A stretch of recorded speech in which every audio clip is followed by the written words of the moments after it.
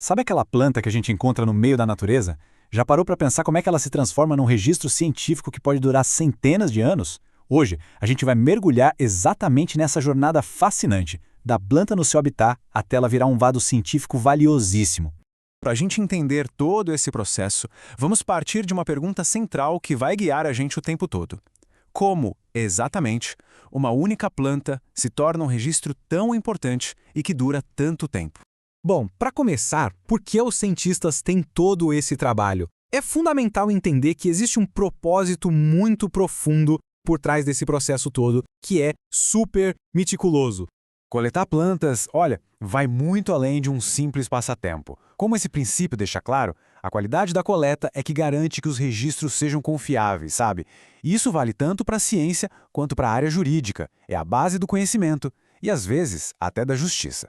E essas coleções são super importantes em várias áreas críticas. Elas são essenciais para a pesquisa de novos medicamentos, para estudos de conservação do meio ambiente e até, pasme, para análises forenses, podendo virar prova em casos na justiça. Agora, vamos ser práticos. Uma coleta bem-sucedida não começa lá no meio do mato, não. Ela começa muito antes, com a preparação e, claro, com as ferramentas certas. O kit de ferramentas de um coletor é dividido em duas fases bem distintas.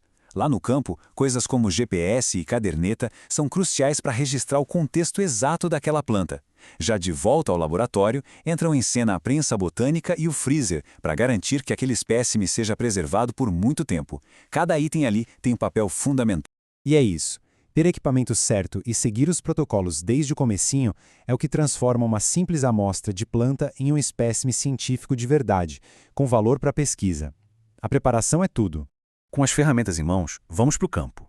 E é aqui que a coleta se mostra uma verdadeira arte, que exige uma observação muito cuidadosa do ambiente e da própria planta.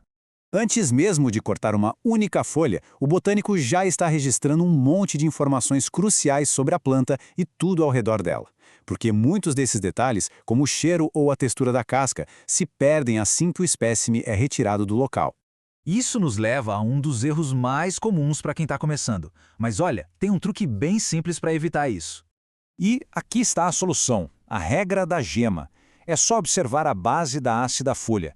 Se tiver um brotinho ali, a tal da gema, é o sinal definitivo de que se coletou uma folha completa. Se não tiver, o que se pegou foi só uma parte dela, um folíolo, e a amostra está incompleta.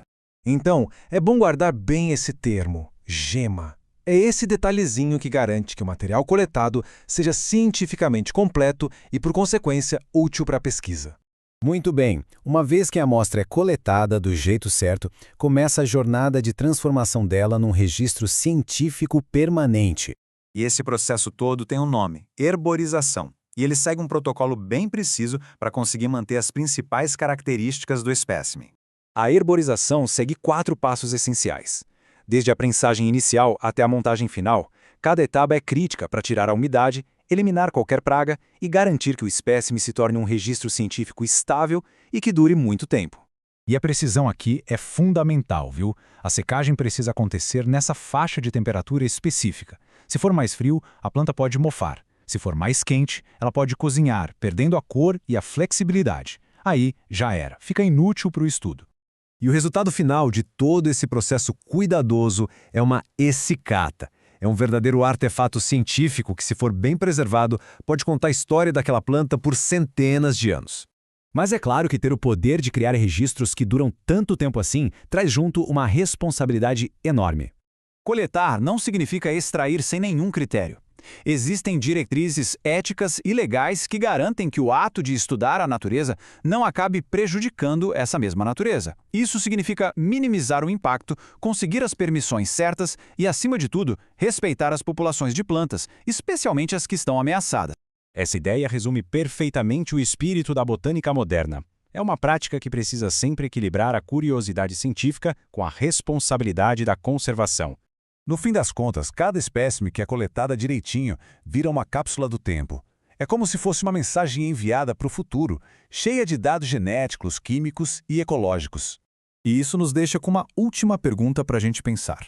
Se um espécime coletado hoje pode durar 300 anos, que história será que ele vai contar para os cientistas do futuro?